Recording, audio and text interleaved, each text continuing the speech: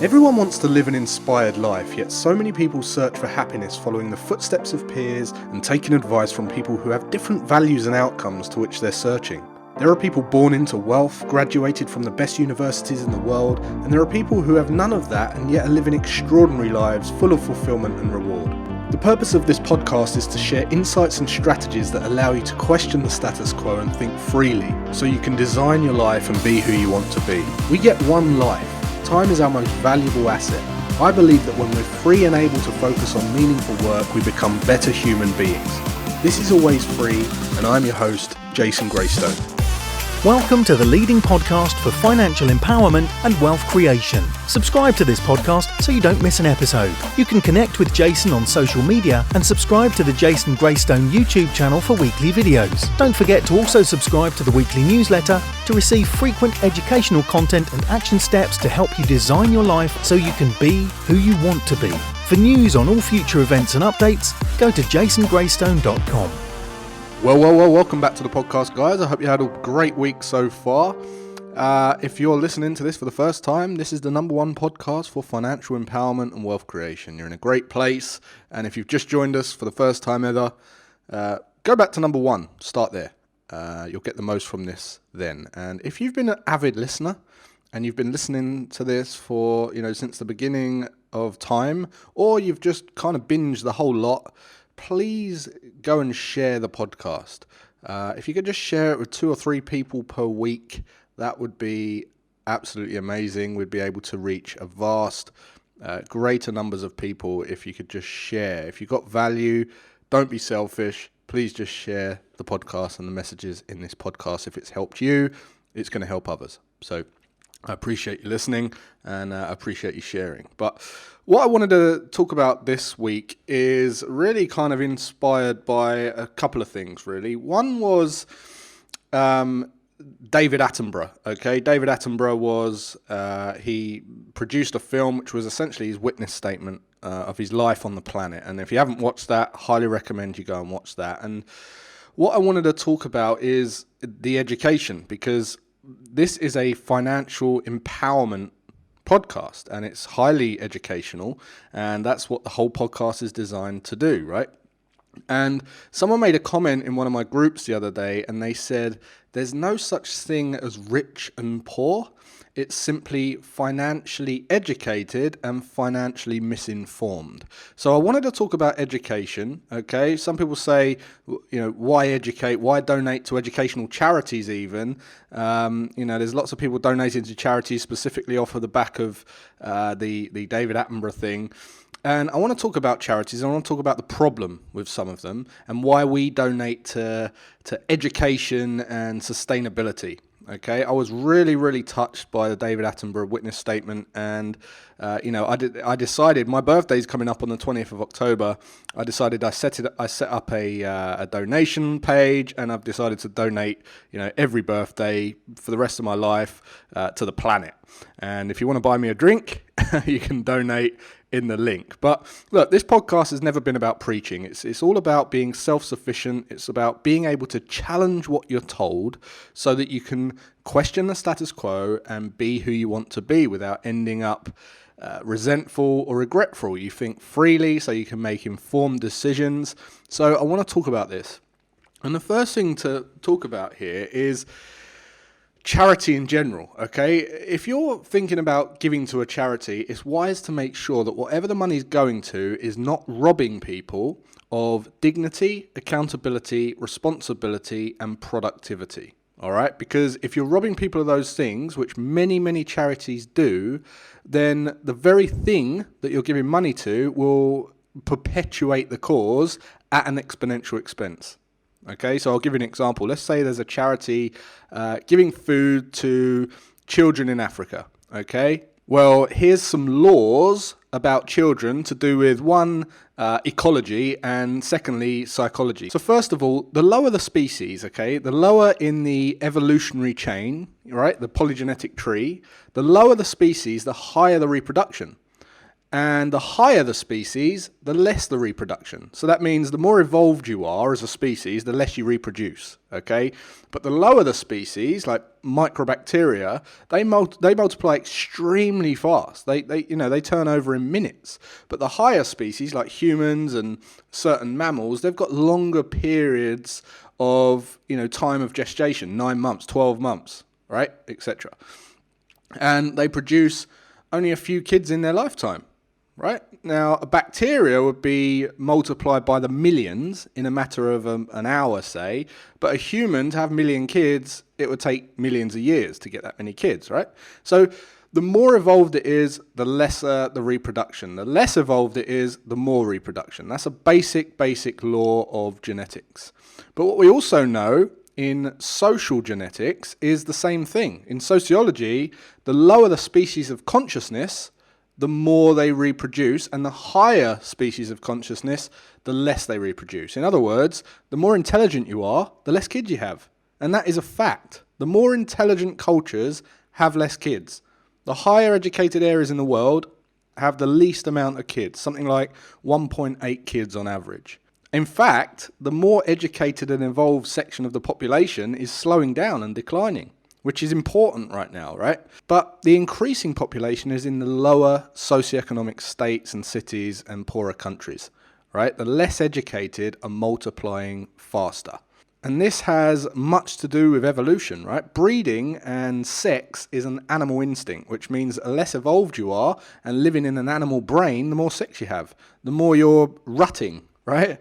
And the more evolved your brain, the less you need to think about sex. It's as simple as that. Napoleon Hill mentioned this in Think and Grow Rich when he talks about sexual transmutation, being able to put off animal instincts to think about a bigger picture. But look, you've got people on the dole here that are reproducing the most, right? They have the least education, and the people that have the most education are reproducing the least. It's as simple as that. In China, for instance, right now, they're starting to get more educated and reproduce less than Japan, for instance. Now, what that means is if you give food to people that are not educated, there's another law, okay? And the other law is longevity. Whatever the longevity is of the species, if you divide it by 3, okay, that's what their reproduction rate is. So if they live to be 60, they'll reproduce at 20. If they live to their 45, they'll reproduce at 15. If they live till 36, they'll reproduce at 12. If they live till 80, they'll reproduce at 26 and a bit, right? Which is roughly where we are today. The average person's reproducing at 26 to 30 years old, and they're living to their 80s or 90s in the more well-developed countries, okay? The underdeveloped countries are living between 30s and 40s, maybe 50s, and they're reproducing in their teens. Now, if you give to a cause where you're feeding people, okay, but you don't educate people, so they're uneducated and they don't last very long, in other words, okay, you need to know what the longevity is of that. Or otherwise, you'll feed them and they'll multiply faster and they'll just keep multiplying. And you'll actually have more mouths to feed and they'll grow at a faster rate. This is why you have to be careful with charities, because many charities who operate to feed people without educating them, for every £1,000 that you donate, only about £50 goes to the actual food. And the rest goes to building and running the charity organisations, because they're creating a beast. I heard a lady recently from one of those organisations in Africa, and she said that right now she had, 4 of the children that she's been feeding for 8 years, okay, since they were 4 years old, they're all pregnant. They're 12 years old and they're pregnant, which means that, they now don't want to get an education because they'll be focused on raising their kids. You might have wondered why Live Aid has been going since the 80s, and even though billions and billions and billions of dollars have been donated, the same problems exist. Well, this is why, because it's a slow process. So when I donate to charities for the cause of humanity, okay, I think about organisations that are building a sustainable planet long term, looking out for waste, and more to the point, looking out for education to nip it all in the bud. So my take is, if you're going to invest in a charitable organisation that feeds people, for instance, make sure that the organisation is also combined with an educational organisation. And that way it increases the probability and the possibility of them not being robbed of dignity, accountability, responsibility, and productivity. Then they have the chance to grow and be self-sufficient, because anytime you invest in something or someone that stops them from being self-sufficient, you're actually just dissipating your money instead of actually growing a culture.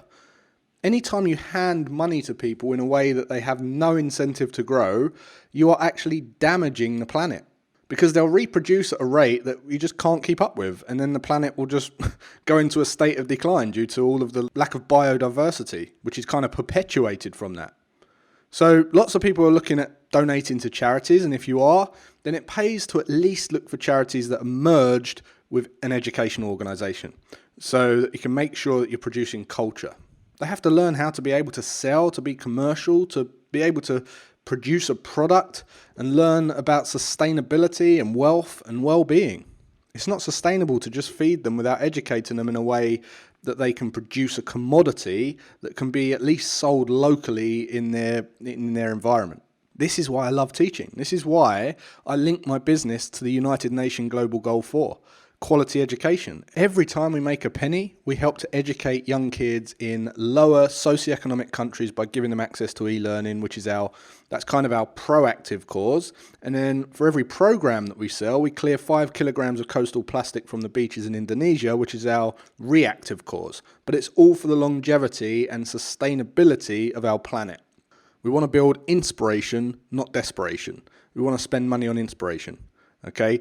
It's not sustainable to rescue desperation. It's wise to invest in inspiration, invest in culture, and then when you invest that way, when you invest in inspiration and education, the desperation just goes away.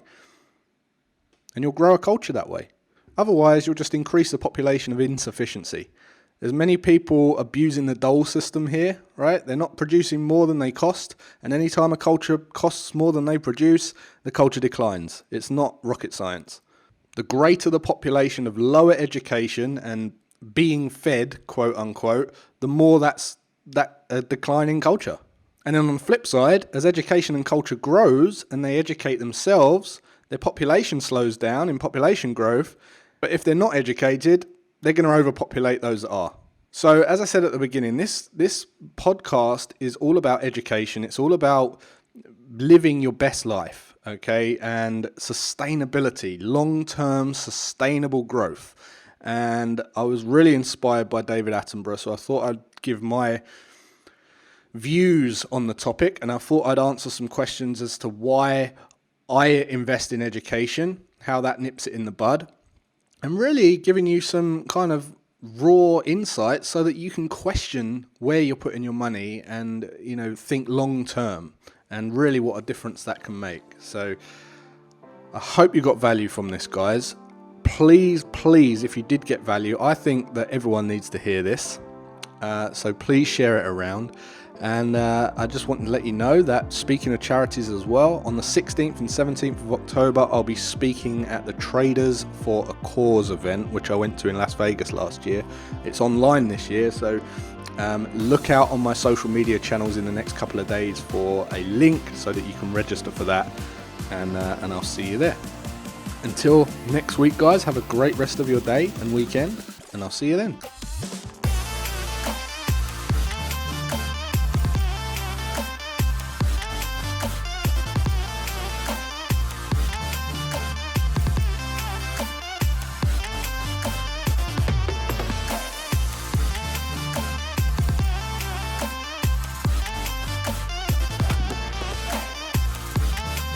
For news on all future events and updates, go to jasongraystone.com.